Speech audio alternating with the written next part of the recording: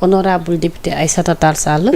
Elle avait mis l'accent sur les conditions pour que ñoom ñu mën a amal liggéey boobu te elle était en phase avec le président de l'Assemblée nationale. Tout à fait parce que mbir bu baaxee ñëpp dañ koy reconnaître parce que y a des efforts qui sont en train d'être faits par le président de l'Assemblée te mooy mettre les parlementaires dans les dispositions de faire convenablement li nga xamante ne si moom mooy seen liggéey moo tax keroog ci cérémonie bi ngeen gis honorable député yi ñëw témoigner ko wax carrément ne ñi ngi doon loo xam ne ñi ngi koy saluer parce que mënoo espérer parlementaire bi defal le résultat te mettre en place tous les mécanismes nécessaires pour lui permettre d'atteindre ses objectifs moo tax ci Assemblée nationale ñu gis fa changement boobu ça permettra direction boobu day doon bras technique wu député yi du mooy def liggéey bi mais da leen di dimbale jox leen les éléments nécessaires pour ñoom ñu mën a évaluer li nga xamante ne si moom mooy politique gu publique gu état parce que tamit seen rôle u député nag il faut mettre les conditions nécessaires pour lui permettre de faire convenablement son travail. ci biir conditions yooyu xam naa ne fi may xuus mooy. dégg nañ fi coow loo xamante ni ba tey fayagul. xaw ma ndax mujj ngeen jot oto yi ou pas parce que loolu gis nañ ne non seulement même bu dul assemblée sax au-delà de assemblée nationale. ñëpp ñu ngi ciy def polémique. ci oto yi. pourquoi ñu war a jënd oto yu jax 50 millions. ñii ne noonu dañ leen war a jox indemnité. ñii ne noonu oto yi après état moo koy moom. pourquoi mu am amalgame bi yëpp su fekkonte ni.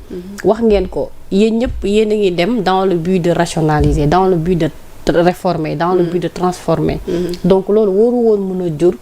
coow bi nga xam ne jur nañ ko étant donné que ñu ngi nekk ci benn phase bu xaw a metti ci dëkk bi parce que actuellement quoi qu'on puisse dire. tey méttiwaayu dëkk bi ñëpp sentir nañ ko. mais tey pourquoi mbir bi yegg ci ossature bi nga xam ne yegg na ko ci coow ci oto. yu ñu leen war a livrer.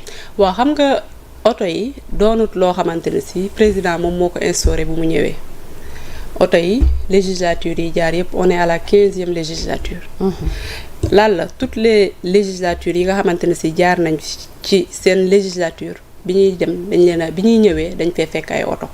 peut-être au début des années 60 ak yooyu peut-être membre bureau yi mooy bi assemblée di soog a am membre bureau yi ñoo doon am après ñu dem élargir membre de bureau yi yokk ci président commission yi mais un député il reste un député parce que ils ont tous été élus au suffrage universel direct tout comme le président de la république kon waruñu def privilège bii ñi bàyyi ñeneen ñi nga xamante ni si ñoom ñoo ci des loolu moom moo tax ñu dem ba gisoon système ñuy jël ay oto di ko octroyer ñi nga xamante ne si ñoom ñooy parlementaires yi man sujet boobu tamit je serais très à l'aise pour en parler parce que j'ai été à la 14e législature bu bëri coow bi bu bëri woon xuloo bi waaw mais mu doon législature boo xamante ne si aussi lu nu waroon a def rek def nañ ko ci période boobu nga xamante ne si ñoom la noonu moom lañ tolloon te mu doon loo xam ne li mu laajoon rek loolu lañ defoon mais pour te dire yeneen législature yi dañ doon am ñun il a suffi ñu ñëw 14e bi ñu ñëwee foofu la problème bu oto njëkk a tàmbalee parce que ñun dañu ñëw boobu si vous vous souvenez bien pouvoir daa am majorité 82 opposition am 80 ñu xawoon am cohabitation après cohabitation am fu cohabitation amee nag affaire yi dem ba am relent politique tey président bi ñun ñu ñëw ñu ne ñun déjà bañ ñëwee rek parce que membre bureau yi bi ñu ñëwee ñoom 14e am na ay oto yu fa waroon a nekk bokk ci 13e waa 13e bi ñuy dem ñoom dañoo maye oto yi ok ñun bi ñuy ñëw ñun def nañ presque ay 6 mois yoo xamante ne si wala 4 mois yoo xamante ne si ñi nga xam ne ay membre bureau lañ bokkoon ci coalition opposition ñooñu Yewwi Askan Wi Liberté démocratique et autres ñooñu amuñ woon ay oto te loolu c'est pas normal parce que oto yi oto membre bureau yi oto yooyu oto assemblée bi la woon ok ñu jël oto yëpp daal di dem jël maye ko maye comme ça waaw ñun biñ ñëwee fekkuñ fa benn oto ci 14e bi 14e ok maintenant le mal bi amoon mooy ñu ne dañuy indi système dotation joxe 900 000 yi 900 000 yi buñ la ko joxee après yow yaay débrouiller wu xool mais indemnité la pour affaire voiture kon doonut loo xam ne jusqu'à présent doonut loo xam ne président assemblée bi moo ñëw indi ko c'est-à-dire loo xamante ne si da ko fee fekk mais li tax ñu war a wut ay oto ñun ñi nekkoon 14e on est plus de 100 et quelques députés yoo xamante ne si dañu contracté woon ay dettes au niveau des banques parce que xam nga lan amuñu woon oto. contracté ay dettes pour 900000 yi ñuy jox ñu mën cee dem jël parce que 900000 yi du daje chaque mois lañ la koy jox. ah dañ koy dagg-daggee. non chaque mois la. chaque mois 900000 chaque mois lañ la doon jox 900000. waaw mais oto boo koy jënd 900000 mënul jënd oto. tu étais obligé dem ci banque leb. mais 900000 par mois boo ko dajalee ñaata la 12 mois yi. waaw pas 12 mois yi donc maanaam at bi yëpp boo ko calculer ça va tourner autour de 54 millions yi. loolu kay bu dee 54 millions. loolu ba année bi jeex. kon moom oto yi prix oto yi finalement ñoo yëpp. loolu non mais prix oto yi kenn waxu leen ba léegi na leen lii lay jar ba léegi nit ñi ñooy. mais prix oto yi ñaata lay jar. non man prix oto yi mënuma ci wax carrément xam nga lu tax. parce que procédure la boo xamante ne si c'est en cours. ok mais. li ma bëgg ñu bàyyi ci xel mooy que les gens ne se focalisent peut-être pas parce que c'est tout à fait légitimement inquiétude yi nit ñi di poser. parce que dañ inquiétude yi nit ñi di poser gouvernement bi ñoo jaay nit ñi rupture. li nga xamante ne si moom la nit ñi di wax. mais député aussi la il a été élu au suffrage universel. jugee ci contrées yu sori war a mën a def liggéeyam. bu doon ne dañuy fal député ñoom ñëpp ñu ñëw replier wu sur Dakar. tey jii ni du am kenn du wax waxi oto mais les députés sont dans leur localité. di dem di observer di xool difficultés yi nga xamante ne si moom la citoyens yi di daj. ñu mën koo ñëw di ko wax ñi nga xam ne ñoom ñooy autorités yi. un bon parlementaire dafa war a nekk sur le terrain. mais mënoo toog sa fi nga nekk ne yow da ngay wax problème mu Ngeer Malal te yow tegoo fa tànk da ngay wax problème mu Daara Jolof te tegoo fa tànk da ngay wax problème mu Ndofane. da ngay wax problème mu zone yi nga xamante ne si ay zones yu reculées te tegoo fa tànk tamit qu'on soit objectif ci li nga xamante ne si loolu la ñuy wax. oto bi du question de luxe pour député bi oto bi c'est un moyen de travail pour permettre aux parlementaires de faire convenablement li nga xamante ne si moom mooy seen liggéey. lan la ñun ñi bokkoon 14e on a contracté des dettes député yi. député yi bi ñu contracté dettes yi ba léegi nii législature bi tasuñ ko. ok kan mooy fay bor yi député bi mënu koo fayal boppam parce que buñ ñu joxoon oto tey bu ñuy dem dañuy jël oto yi bàyyee ko état. loolu du rationaliser. kon ñoom tey bu ñu ñëwee duñu wax sax ay waxi oto li ñuy wax mooy dañuy ñëw rek continuer liggéey parce que ñun ñi doonoon ay présidente commission ñii doon ay membre du bureau oto yi ñu joxoon oto yooyu ay oto assemblée nationale la. man je te donne mon cas j'ai été présidente de commission. effectivement aménagement du territoire urbanisme et autres. transport bi may oto bi dañ ma ko jox bi législature bi jeexee nekkatuma député damay delloo oto bi dama ko delloo. parce que oto bi. immatriculation wu assemblée nationale moo ci nekk ça appartient à l'institution. tey jii nii député yi bu ñu jëndal leen oto yi nekk moyen de transport ci ñoom. ba pare doon oto de qualité. tey ñun ñi defoon ay prêt yëpp jënd oto ñi changé nañ moteur man j'ai changé 2 fois de moteur waxuma la nag yeneen pièces yi ñoo xam ne seen oto daa coulé. xaaj bi yëpp seen oto yaa nga garage am na ñoo xam ne dañoo gaare instant bi oto yi mënul dem fenn oto yi mënulu leen dara parce que c'était des voitures d'occasion loolu lañ jënd. parce que on n'avait pas les moyens aussi qu'on se dise la vérité. ok député yi amuñu woon moyens yi dem wuti ji oto yi nga xamante ne si mooy oto yuy jar ay 30 yuy jar ay 35 yuy jar ay 40. am na koo xam ne dafa def prêt jënd oto bi mu jënd dafay daw ba si yàgg oto bi tàkk ba jeex laa la wax. waa léegi responsabilité boobu ci kaw kan la war a këpp ki nga xamante ne si moom moo jiite institution bi. man je me dis que le président El Malick il est en train de rendre service ñi nga xamante ne si ñooy la 15e législature. dans la mesure où du leen mettre ci situation de précarité bi nga xamante ne si moom la député de la 14e nekkoon.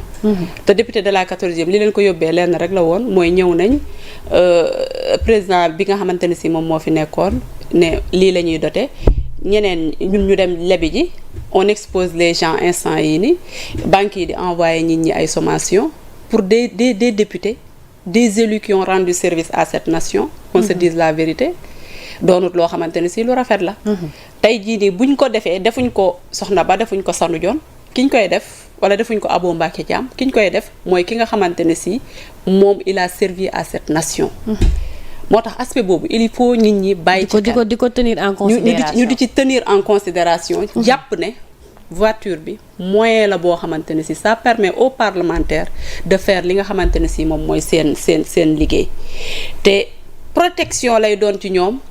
tey jii nii koo fi dem ci village yi plus reculé ñi nekk Dakar mën nañ bañ a am problème tey nit mën na am benn problème woo sapeur wala mu woo dara nit ki ñëw à la minute demal dans les villages wala nga dem dans les autres localités autodéputés yi ñooy ambulance ñoom ñooy yóbbu koor yi ñooy yóbbu nit yi ci dëj yi parce que ki nga xam ne dalaa élire nga bokk ak moom circonscription bu amee dara lu ko métti wala mu am dara loo xamante ne si soxla la du dem di seeti keneen yow mi mu élire yow lay ñëw ne la nangam ak sàngam yow nga jéem cee wut solution moo tax jox leen oto yi doon na loo xamante ne si dina leen faciliter ñu def li nga xam ne mooy seen liggéey parce que am na ci législature bi ay députés yoo xam ne dañu doon ñëw session ils ont pris mooy wargaynde yi ñu def ci ay choc la responsabilité aussi de ki nga xam ne moom moo jiite institution bi elle est engagée day engagé wu moo tax man ma jàpp ne oto yi peut-être ñi comprendre ba mu jeex tàkk ak ñi nga xamante ne si peut-être mësuñu nekk confronté wu difficulté yi nga xamante ne si ñun ay en tant que ay parlementaires amoon nañu ko mën nañu am benn appréhension bi mais da nga leen di jox rek bonne foi parce que nit bu comprendre ba mu jeexit dina am noo xamante ne si noonu lay waxee mais nañu jàpp ne oto yi nécessité la pour permettre aux parlementaires de faire convenablement leur travail. dégg naa nag ay parlementaires yoo xamante ne si ñi ngi wax ne ñoom ñu joxoon leen 900 000 yi moom moo gën lan la dans la vie bu raisonner en ta faveur. tey les choses te sont propices nga ne man nañ def li ma arrangé yow boo amee oto ñu jox la 900 000 moo gën. mais ki nga xamante ne si amul oto. day dugg ay war gaynde pour ñëw session ñii di jël ay taxi kenn ku nekk di xool di débrouiller wu kooku nga jox ko oto mettre ko dans les conditions nécessaires loolu moom moo ëpp li nga xamante ne si moom mooy sens parce que 900 000 bi doonut pour leneen 900 000 bi dañ ne la pour transport la on peut pas régler des cas individuellement cas par cas dañuy régler ci li nga xamante ne si moom mooy généralité bi ñun ñëpp ñu bokk ci yem te parlementaires yi man ma conviction reste que dañ leen a war a mettre dans les conditions nécessaires pour qu'ils puissent faire convenablement li nga xamante ne si moom mooy seen liggéey kii liggéey parce que da ngay dem ci état nga xool tey jii ni les directeurs généraux les PCA ñoom ñëpp kenn ku nekk am nga moyen de transport du question de auto luxe la loolu il faut que ñu demee ci tuuti nuñ koy waxeeti xaw ci jël tuuti écart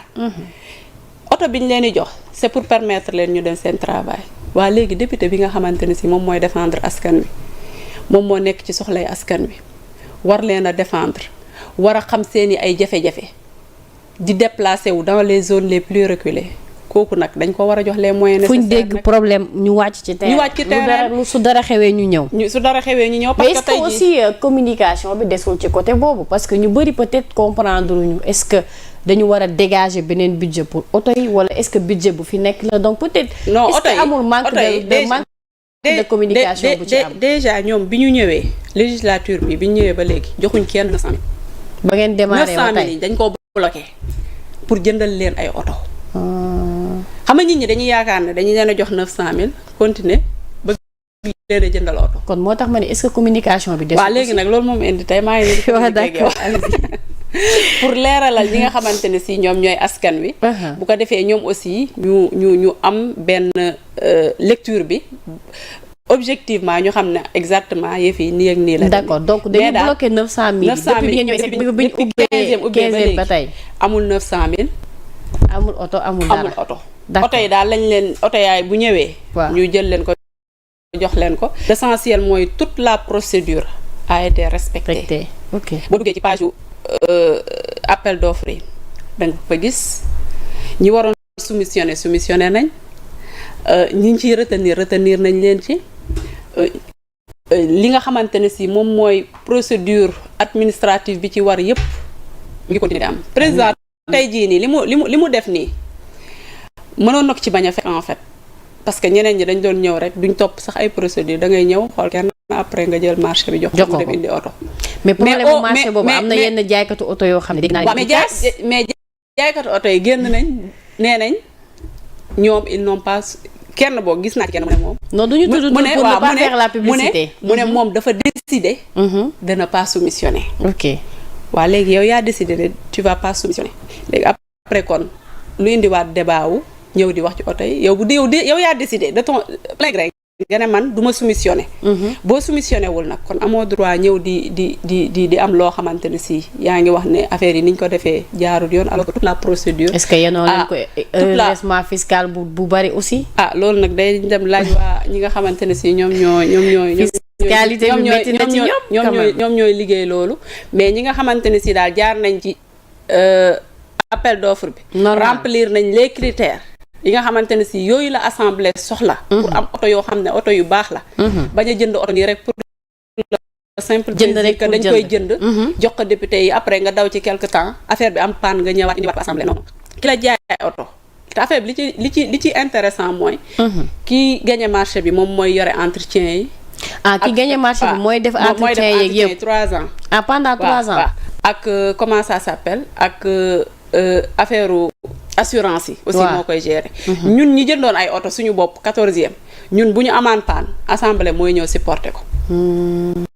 moo tax garage assemblée à tout instant da nga doon gis nit ñi di dem nit ñi di dikk parce que député yi ay auto occasion lañ jënd. auto occasion nag boo ko jëndee après li la ciy fekk moom mooy ay frais supplémentaires yoo xamante ne si institution bi après moom moo koy supporter. alors que tamit voiture yi après. je pense que gars yi kon lu tey élément kii moo ñëw président moo ñëw je pense que li mu wax la clair na ci kon wax nañ mën a close. coowal oto yi kañ lay ñëw. oto yi bientôt rek incha allah. amul date joxe guñ date bu officielle. bu ñëwee kay di ngeen ko gis. d'accord ñu jàpp rek ne moyen de travail la pour ñi nga xamante ne si ñoom ñooy parlementaires yi. te man daal nekkoon naa parlementaire xam naa li député di daj. pour def liggéeyam moo tax mettons-les dans les conditions nécessaires pour ñu mën a def li nga xamante parce que ils auront l'obligation de faire des résultats parce que ils sont été mis dans d'excellentes